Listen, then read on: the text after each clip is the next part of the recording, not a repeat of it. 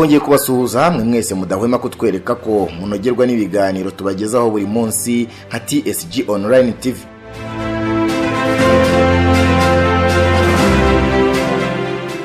Nkuko bisanzwe ntituzatuma musobwa mu buryo ubwo ari bwo bwose n'ibyubatse uyu mubumbe dutuye ndetse n'ibindi byagufasha gukangura ubwonko, inzira rukumbi ifasha kugira uruhare bwite mu iterambere ryawe n'iry'abakugaragiye muri rusange.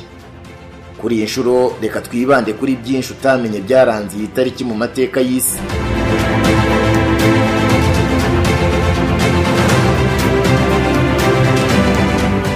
Hari igihe cyageze bamwe batekereza ko bibarangiriyeho, ubundi abahanga bahanga ibyiza tukifashisha kugeza ubu. Mu kubaka icyerekezo cyawe birakorohera wowe TSG Online TV ifasha kumenya ko ahagana mu mwaka w'1967 aribwo abagabo batatu barimo bitoza uburyo baziyereka ku munsi wo gushyira hanze icyogajuru Apollo 1 cyendaga koherezwa mu kwezi bitabye Imana. Yari imyitozo yagombaga kumara ibyumweru 2 igamije kubategura neza uburyo icyogajuru kizakoreshwa n'uburyo bazakibyaza umusaruro mu gihe cyaba kibagejeje ku kwezi kivuye kuri uyu mubumbe. Abarimo Virgil I. Grissom, Edward H. White II and Roger B. Shafi babuze ubuzima bwabo batageze ku nzozi bari bamaranye igihe cy'imibereho yabo zo kugera ku wundi mubumbe, bakawukoreraho ubushakashatsi bwagombaga kwibanda ku kureba niba ubuzima bushoboka ahandi hatari kuri iyi si dutuye.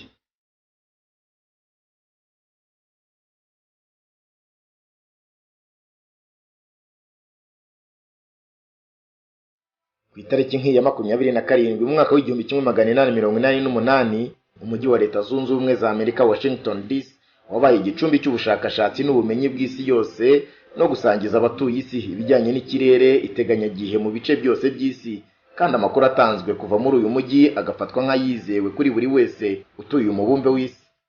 Iyi yanabaye intandaro y'ubudahangarwa kuri sosiyete y'igihugu cya Amerika mu gutanga ubumenyi n'amahugurwa ku bijyanye n'ubumenyi bw'isi ku rwego mpuzamigabane.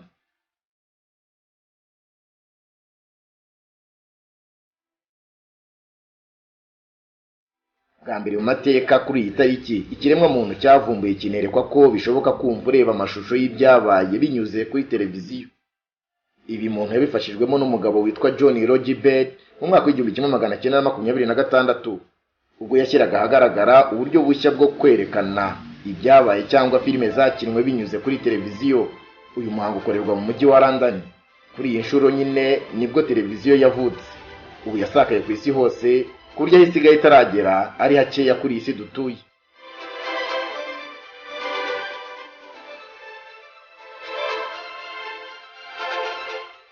Mu bindi bitangaje byabaye kuri iyi tariki ku isi yose, naho mu mwaka w'1951 aribwo bwa mbere mu mateka Leta Zunze Ubumwe za Amerika zagerageje igisasu cya kirimbuzi gikoze mu butare bwa uranium. Ni umuhango wakorewe mu gace ka Nevada gasanzwe kageragerezwamo ibisasu bikoze muri ubu buryo.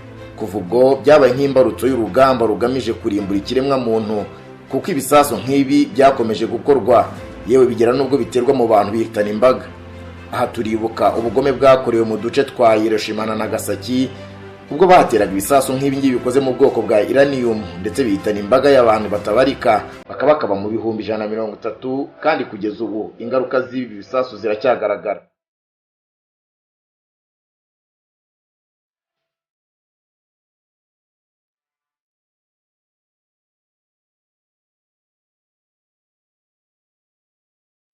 No kuri ibi bisasu byatewe muri utu duce twa Hiroshima na Nagasaki, iyo tuvuze ibi bitero ntitwakirengagiza ikirombe cya Shinkorobwe.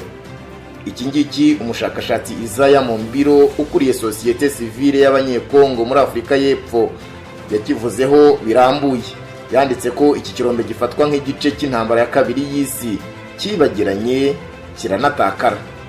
Ikirombe cya Shinkorobwe niho havuye uranium yose yakoreshejwe mu kiswe umushinga wa Manhattan, ahacukuriwe ibisasu kirimbuzi byajugunywe ku Buyapani mu mwaka w'1945. Gusa inkuru y'iki kirombe ntiyarangiranye n'izi bombe. Umusanzu wacyo mu gukora ibi bisasu bise Little Boy na Fatman byahinduye amateka aganisha habi Repubulika na Demokarasi ya Kongo n'intambara zidashira. N'uyu munsi umurage w'iki kirombe uboneka mu buzima n'imibereho y'abaturage.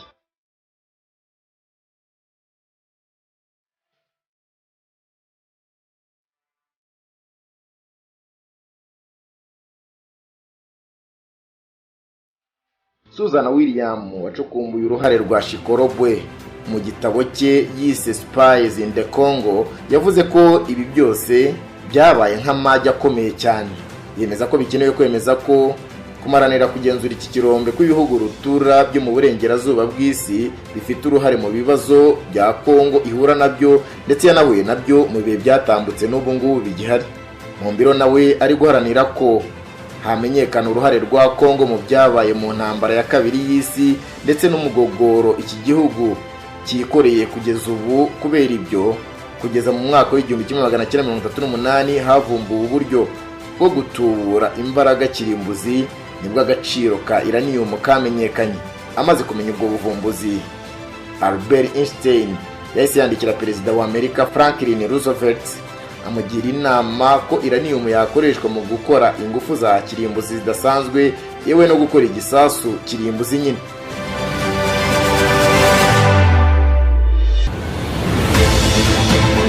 Mu mwaka w'1942 abahanga bo mu gisirikare cya Amerika bemeje kugura ingano ishoboka ya uranium bagamije kuyikoresha mu mushinga wa Manhattan.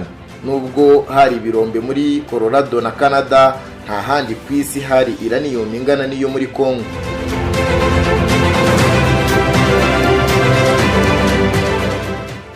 Tom Zarena wasuye Shikorobwe agamije gukora inyandiko yitwa Uranium War, Energy and the Rock That Shaped the World, agira ati imiterere ya Shikorobwe ntisanzwe, nta kindi kirombe wabonamo uranium nyayo yirunze hamwe, nta kintu nk'iki cyari cyarigeze kiboneka.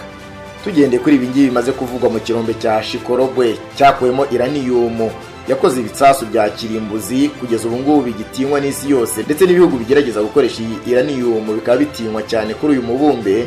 Twababwira ko yabaye intandaro y'ibibazo bikomeye byagiye biba muri Congo.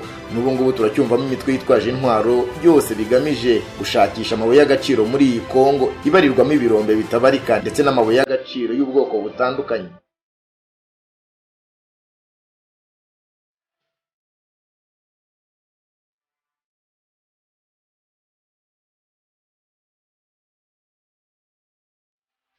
Nka TSG Online TV reka tubashimire, dukomeze tubararikire n'ibiganiro byacu by'ubutaha no gukomeza kubasaba kudukurikira kuko twavuye ko tutazabajya kure mu bibafasha kwiyubaka no kubaka ubwenge bwanyu.